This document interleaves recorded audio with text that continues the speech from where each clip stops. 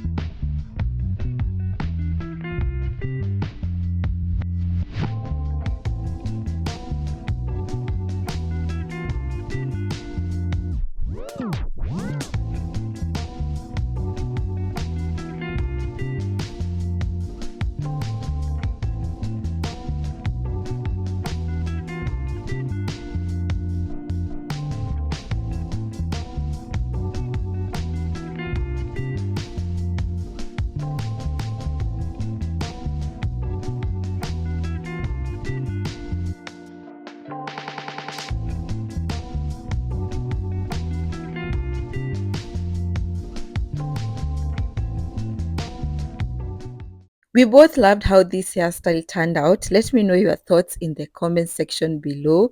This hairstyle is so pretty. However, the curls are hard to maintain and they only stayed fresh for 2 weeks. If you've watched this far, subscribe to my channel, give this video a thumbs up, share it widely, and if you'd like to support this channel in other ways, check the description box below. Thanks a lot for watching. See you on the next one.